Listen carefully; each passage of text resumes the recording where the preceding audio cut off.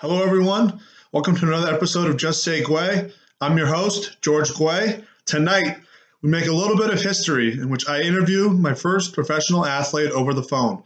It is Tate Boyce of the Boston Cannons. Tate played lacrosse at Providence College for 4 years, was an All-American twice, and was a very good goalkeeper. I met him this year in a philosophy class, and I'm glad he's coming on. Let's get him on the phone.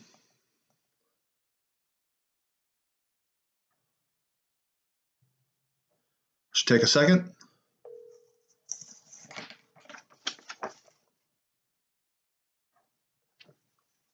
Hey man, what's up? Hey Tate, how you doing? I'm good, man. How are you? Pretty good. It's good that you're on the show. Thanks for coming on. Yeah, man. Thanks for having me. I'm pumped to be on. Yeah, no problem. You are making a bit of history. It's the first professional athlete on the show, so I really appreciate it. It's going a long way. The fans will be happy. So just introduce yourself. Who you are, what sport you play, your position, maybe some teams you've played on the past. Yeah, so Tate Boyce just graduated from Providence College this May. I'm now playing professionally in Major League Lacrosse with the Boston Cannons. Growing up, I went to the Macaulay School, boarding school for high school, played Team Carolina for my club ball, and then made my way up to Providence. Awesome. Yeah, it's definitely been a good story so far and where you've gone with lacrosse. What's your experience been so far with the Cannons? What are the challenges in, adopting to pro talent where pretty much everyone's on top of their game? Yeah, my experience so far, it's been a good one. I'm just kind of getting my feet wet, just getting in the league. It was all new to me, right away. I went to, so they picked me up in a little collegiate player pool, and I went to they had 2 training camps before before cutting down to the final roster. And after the 2 training camps, they were on 2 consecutive weekends, and I made the roster, made the team, and then after that, you have to make the game day roster and the dress roster. And so, I was fortunate to make that and played well in training camp. And the weeks leading up to the first game, I was able to do that. So it's been really good. So I've been able to be with the team and travel with them. We've had one away game so far in Dallas. We're 4 games into the season. I think I saw that one. You guys were playing at their practice facility. Yeah, we were at the Star in Dallas, in Frisco, Texas, actually. So that was really cool. The Cowboys practice facility is so nice. It's really cool. It's like they have a whole stadium there and everything indoors, and it's seats 30,000 people. They do a lot of Texas high school sports there, like championships and stuff. Yeah, it's definitely first class all the way. So obviously, like many other sports, NHL, NFL, NBA, MLB, there's a draft with MLL. The reason I'm curious about it is how do you find out where you go? Because it's not a very highly publicized draft. You can just watch on TV or follow on Twitter. What's the process like? Yeah, so it's actually it's a really interesting time in professional lacrosse right now. So there's a development of another outdoor league. So there's Premier League Lacrosse as well as Major League Lacrosse. So for Major League Lacrosse, they had a collegiate draft back in March, and after that collegiate draft, the league had 9 teams in the last couple of years. It built up to 9 teams, and so after that initial collegiate draft in March, they actually cut 3 teams. 3 teams ceased operations, and so they kind of did a redraft of any players that were either picked by those teams, any college players that were picked by those teams, or weren't picked at all. So I wasn't picked in the first draft in March, and so I was picked in the redraft. And you're right, it wasn't publicized at all. I didn't know until the morning of. The coach, reached out to me and contacted me and let me know that he was going to take me for that. And I had a couple of teams reach out to me, and a couple coaches and GMs from the teams reach out initially in March, but ultimately, they didn't take me in March. I don't know if maybe they knew that another player pool pickup was coming or what the deal was, but definitely it was a little under the radar. Kind of came as a surprise to me as well. I'd always been hoping to be able to make it to that level and try to play in the league and everything, but definitely a little under the radar, that's for sure. So a little bit of a surprise to me too. And your teammate, someone you played with, Jared, he's in the PLL, correct? Yeah, he's in the PLL. He plays for the Chaos. So is there kind of an overlap between the leagues, or is it kind of very separate from each other? Yeah, no, they're completely separate. So there's no overlap in terms of like they don't play each other or anything. Two totally separate leagues. They have the PLL even has a couple different rules in the MLL, but a lot of all the PLL players for the most part, other than the guys that they just picked up, they had a collegiate draft in April as well, and other than those guys that were picked up, all the other guys had come from the MLL originally, but now they're two completely separate leagues, separate operations. Okay, that's good to know because it seems like that league, it kind of came out of nowhere for people who don't follow lacrosse a whole lot, but it seems like it's definitely taking off. But yeah, gaining a lot of steam for sure. Yeah, so when you were a freshman here, obviously you were kind of thrown into the fire, playing Big East lacrosse, starting as a freshman. Is this stage where you are now, is it more of a learning experience where you're kind of learning from the other goalies who kind of have been there longer than you have? Yeah, definitely a little bit different experience. I came in and right away at Providence, like you said, I was able to compete right away and earn the starting job. Where MLL is definitely a little bit more of a waiting game and kind of based on what the team needs, and goalies particularly unique position because obviously there's only one of them on the field at a time, whereas the other positions, attack, defense, midfield, there's at least three of those guys in each of those positions at a time. And so they're a little deep. The roster's there. They carry a couple more of those guys. So definitely a bit of a learning curve. And, I'm just soaking it all in and trying to learn as much as I can. And I know, like I said, it's kind of a timing thing. Got to wait your time and then be ready when it is your time. And then also, like you said, mentioned earlier, the guys in the league are just so good. And so that was definitely, I had to adjust to that a little bit too in my first weeks. Just the level of skill and the level of play. Guys can just make plays that – that guys in college sometimes weren't able to make on a consistent basis, and now the guys in this league can just make them on a consistent basis, and seem to always make the right play. Okay, that's great to know. So you said you're from North Carolina, correct? Yeah, that's right. Okay, so when you came up to Providence for your 4 years, it's obviously a different lifestyle coming up here to New England. It's true Northeast. People act different. They carry themselves differently probably than North Carolina because it's so far away. You probably got used to living in New England, being here for 4 years. Were you happy? Was the transition easier that you got drafted by a city that was not too far from where you played college? Yeah, that was it was really nice being picked up by Boston and being able to play in Boston with those guys. Play out of Quincy, Mass. They got a new stadium there, so.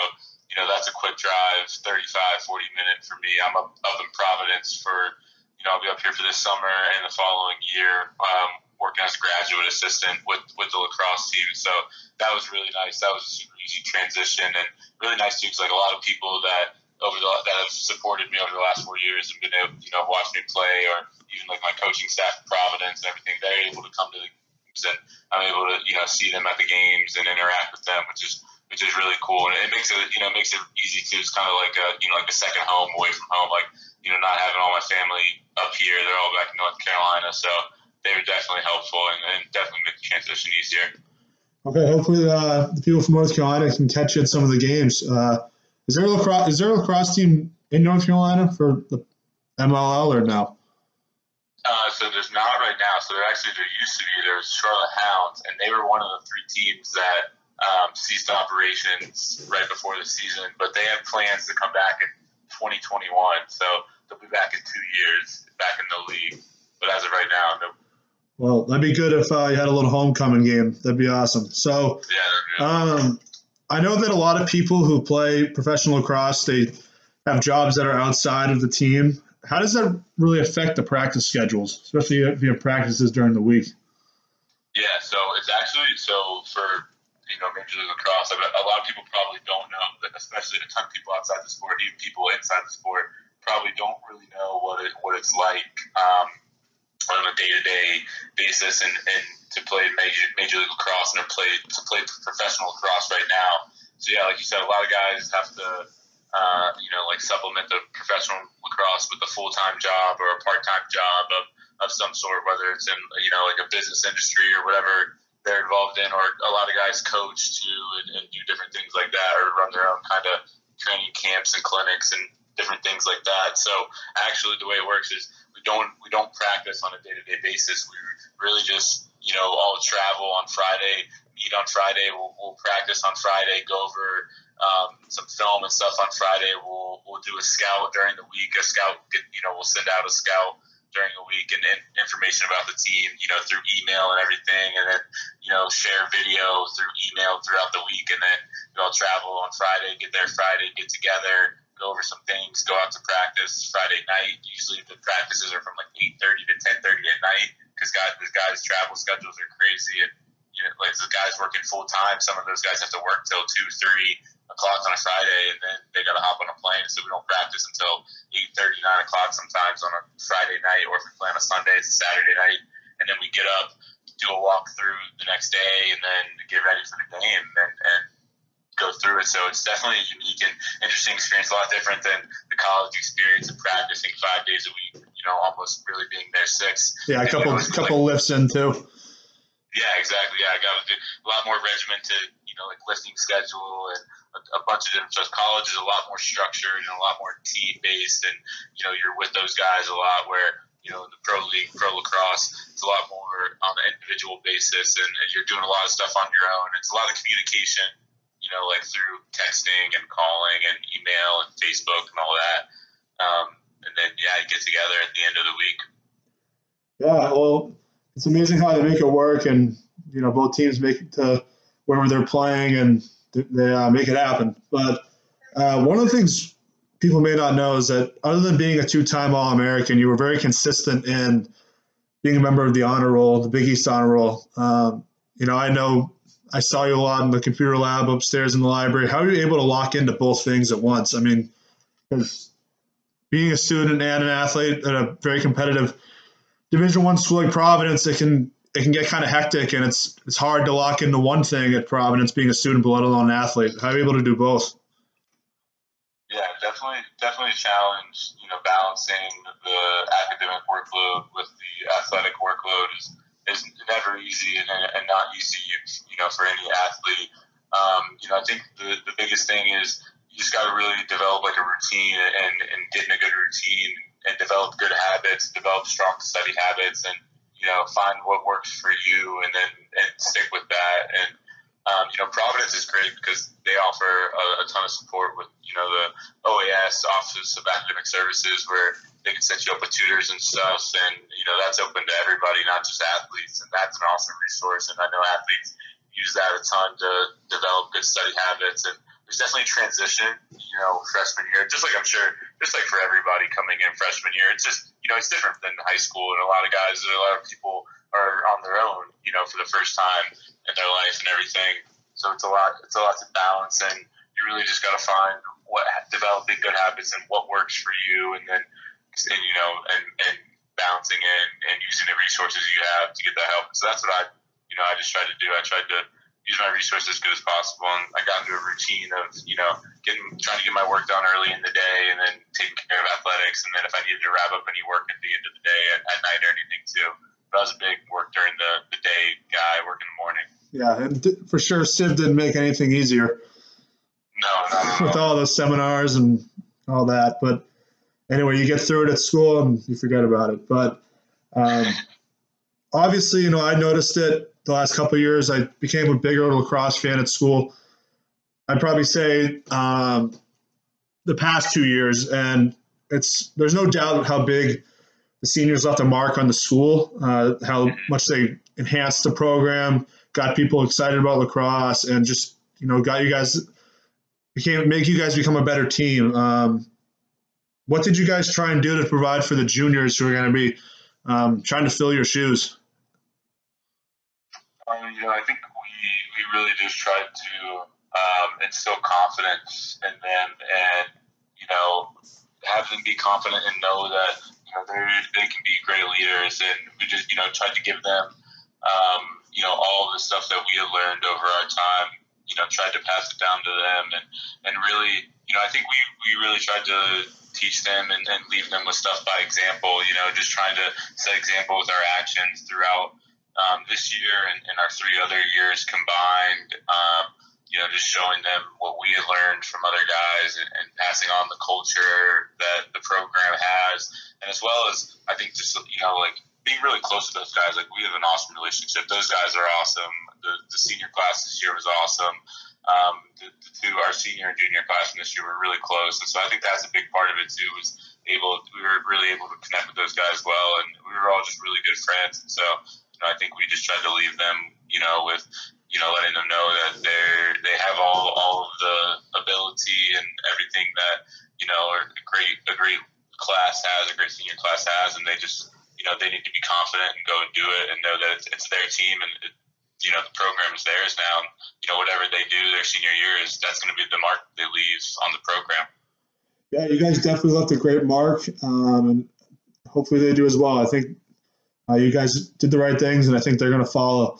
Now, obviously, someone like myself who's been around the same time as you have, I've seen the lacrosse program evolve from a physical standpoint, which new students wouldn't see, because when I was a freshman, you guys were playing on that tiny little soccer field where the soccer team used to play as well. And now, you got packed crowds at Anderson Stadium, which shows how far it's come.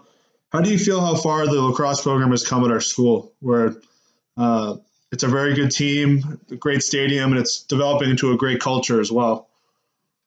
Yeah, it's been a tremendous change and overhaul of the program. I think from what I've seen and from what I've experienced, for me it started my sophomore year in high school, and I began to get recruited by Providence College and Coach Gabrielli and his assistant coaches at the time, John Galloway and Brett Holmes, Brett Holmes now an assistant at Brown University, and John Galloway is the head coach at Jacksonville University. And so, my experience started then sophomore year when I visited and I started to get recruited then. And I saw the program, like you said, but, it was like 6 years ahead of now. It was like 6 years ago, 6 years ago where it was. And it was in a different place. Like I said, we were practicing on an AstroTurf field at the time. They were practicing on, the field hockey field, what is now the field hockey field. They were practicing there, playing games there, and then it moved up to Hendricken, where soccer was playing and practicing as well. And then we got Chaffee Field at Anderson Stadium, and so I think it's been just a crazy, really like a revitalization of the program, and just an overall investment from the athletic department at PC. It started with hiring Coach Gabrielli from Duke. He was assistant at Duke, and they hired him to be head coach here.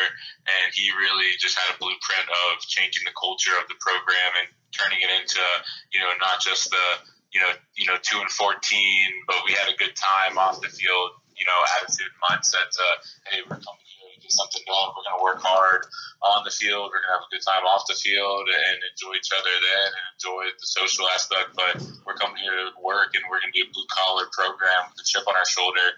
So I think really when Coach Gab's came in, that's when he really started recruiting those guys and getting guys in the program to change the culture and make it hardworking and dedicated guys that wanted to win and wanted to build a program. And so it's been awesome to see the change in that, and it finally kind of come to fruition with some big time wins and some Big East tournament appearances and some Big East tournament wins and some really big time players and some program changing players. So it's been awesome, to see the evolution over, the last 6, 7, 8 years has been really cool, and it's great. And the athletic department at PC has been, helped every step of the way. They're fully invested in, the lacrosse program and all the other athletic programs, and so they make it really easy, and they help out a ton.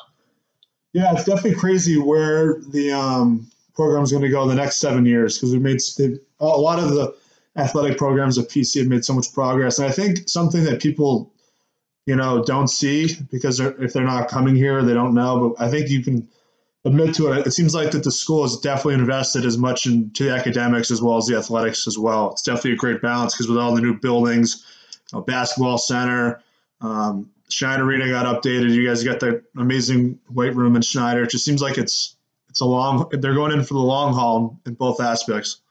There's definitely great investment in both athletics and academics, all the new academic buildings, business school and science building and everything. I think that's what's really awesome. That was, a really awesome experience. And, for me at Providence was just how much the school is invested in the students, and the students, just regular students and student athletes and everybody.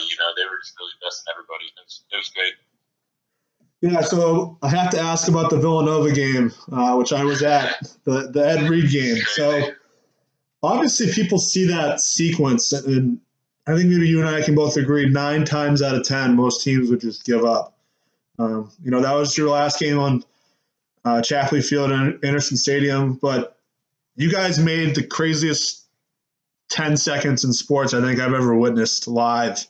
And it all started with you because you had to, see where that ball was being cleared to and make a play. So just what was going through your head in those last 10 seconds, if you can elaborate on it to get that last win and head into overtime? Yeah, it was just, I knew that we battled all game, and leading up to that, some of the context is that Villanova had the ball up by 1. It was under a minute, but the shot clock was even less time. I think there was probably about 20 some odd seconds on the shot clock, and they had the ball about a minute, and they called a timeout, set up a play. I made a save.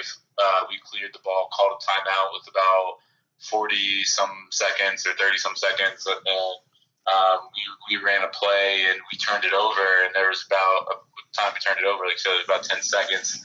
So the ball, and then my thought process at that point was, the guy picked the ball on the Villanova defender, picked it up and just chucked it down the field. My thought process was just, I'm going to get that thing. I got to make a play on it. There's still time. I'm not done until the clock hits 0 or whatever. Everybody, you just keep playing. It's just your competitive instinct and your natural inclination as a competitor and lacrosse player, just to keep playing. And so I just really wasn't even thinking. Just made a play on the ball and grabbed it, threw it upfield, just to the first open guy I saw, just trying to move it upfield. Knew there wasn't much time, knew we had to cover a lot of ground, so moved it upfield right away. And then, Evan Green made an insane pass, and Nick Shotgo's made an insane catch and an incredible finish, and to tie it up and send it to OT. And it was just one of those things, man. Just as a competitor, you're just not done until you hear that horn or the whistle or whatever. So I was just kept playing. Yeah, I mean, when I saw that happen, I couldn't believe it. I had a couple friends that they went to the bathroom, so they didn't see it. But I don't know why missed it. Yeah, I don't know why you go on the last few seconds of the game, but yeah, you got to hold that. Yeah, my thoughts were, I thought that obviously the momentum swung all the way with you guys. I thought Nova was definitely going to lose, but I just found it amazing how you guys just ended it in like 5 seconds right off the face-off. I thought maybe you'd have to swing it around a few times and get a goal, but that really snapped their confidence, and it really shifted the whole momentum of the game, and you guys won. Yeah, that was a great way to go out on senior day for sure. That was awesome. Colin pops it forward on the face-off, and right away takes it right down the heart of their defense and cashes in his first career goal on senior day. His last game on way to go out. Stadium. Yeah, that was wild. I think it must have been tough to be that goalie going into overtime for Villanova. I mean, that was tough. And I don't think people. I know you saw the video, but you probably didn't see it from your side of the field, and you were celebrating. But one of the Villanova players did the Bo Jackson and snapped the stick over his head. Yeah, like a toothpick. Yeah, I didn't see it like you said. You're right when we were playing, but I saw the video after. He was just pissed off and snapped it right over his head. All right, okay. So last question. So you said you're going. I just thought of it because you said you're going to be working with the team still, correct? Yeah, that's right. So you've been a big success, through the process as a student athlete through Providence College, especially through the lacrosse program, and also you helped build the program to new heights. If your coach is asking you to show this guy around the school, a recruit, or just tell him why he should come here, what are you going to tell him from as a lacrosse player and as a student? I would just tell him about I think the awesome culture that we have lacrosse program at Providence, and how we pride ourselves on hard work and being blue collar, and honestly just being tougher than other people. And if he wants to come be a tough kid and play in a tough program and compete hard every day and compete hard in every game and then, be satisfied with his effort at the end of it, then this is the place. And if he wants a place that's going to take him in and become his family, then this is the program for him. And if he wants a school that's going to support him all the way and is going to invest in him fully and get him every resource to succeed, then this is the place for you. If the kid wants that experience and wants to be here, then that's what he's going to get. Awesome, yeah, and it definitely seems like the program's moving in the right direction, and for sure you left it in a better place than when you came in. And Tate, I wish you the best of luck with the Cannons, and thanks for coming on. I'll definitely catch a game once the summer gets to a closer slowdown. Yeah, man. Thanks so much for having me. I appreciate it. And Thanks so much for the well wishes. It was great. Yep, no problem, man. Have a good one. All right, have a good one, George. All right, everyone. So that's the end of my first interview with a professional athlete. We got some more good episodes coming. I'm George Guay. Thank you, Tate, for coming on. And as always, just say Guay.